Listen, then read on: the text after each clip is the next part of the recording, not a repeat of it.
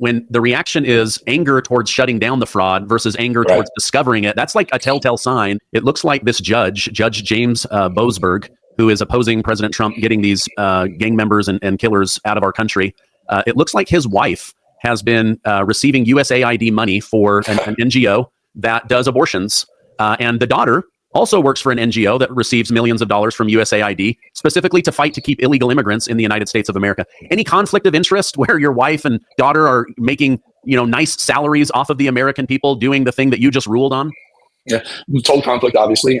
Not worse than Judge Merchan in New York overseeing the Trump case, where his own daughter was making the company that she was either a partner in, I think she was a partner in, making literally millions of dollars from Democrat operatives. And so her best interest of her clients were if her father ruled that Donald Trump should be in jail, and there was a massive conflict of interest there. To say that there's conflict of interest with USAID is the understatement of all time. Everything USAID is about has been proven to be just some sort of slush fund for Democrats, criminals, and thieves, scoundrels, to be milking the taxpayer for more money. You wonder why a lot of the aid packages were going where they did. They're now, in hindsight, we're learning that these aid packages would be sponsored by, let's say, Chris Murphy in Connecticut.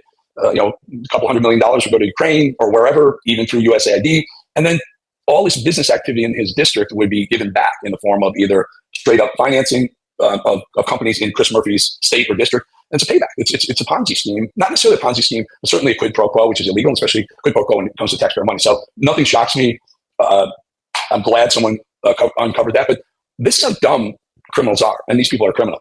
They think they're not going to get exposed and caught within 48 hours of this judge ruling stupidly that we can't send back criminals. Meanwhile, I see the same guy who would say, bring in criminals. It's against their rights to stop them. I mean, think about how backwards that is. Yeah, not a shocker there, but I'm glad you brought that up. I'm sure it's going to be everywhere soon. Yeah, it will. It came. I read it just before we hit record. So another thing that I saw, speaking of USAID and money laundering and stuff, Elon Musk went on to Senator Ted Cruz's podcast, and he said that as more details come out, names are revealed, the NGOs are dug into. He said, we're going to find a lot of these are fake NGOs. They then give themselves extremely lavish, insane salaries, expense everything to the nonprofit, buy jets and homes and all sorts of things. They live like kings and queens on the taxpayer's dime.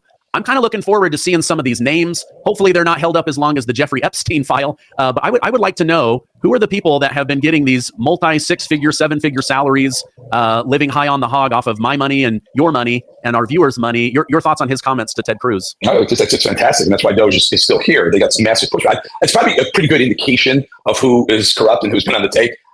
If you just roll a camera in front of the USAID offices when the first thing Musk did was go after USAID, and I think it was Jamie Raskin, Congressman Jamie Raskin, there was Maxine Waters, there was Jasmine Crockett there. So these are folks who are probably going to end up having their fingerprints on some money that was illegally gotten. I'm going to say probably, so no one sues me or you, Stephen. But I've been doing this a long time, and usually the loudest opponents of something that everyone should be for, saving taxpayer money from misuse, fraud, and abuse, those are the folks who are usually trying to keep the illegal activities under wraps, because their DNA is probably all over it. Likely, probably, maybe. When the reaction is anger towards shutting down the fraud versus anger towards discovering it, that's like a telltale sign. And I feel all Democrats. So there was not a Republican out there going, damn, don't shut down, don't stop this wonderful USAID humanitarian aid. By the way, very, very, very small percentage of the money that USAID recently has been doling out is for humanitarian efforts. Most of it is for pet projects, again, sponsored by various politicians.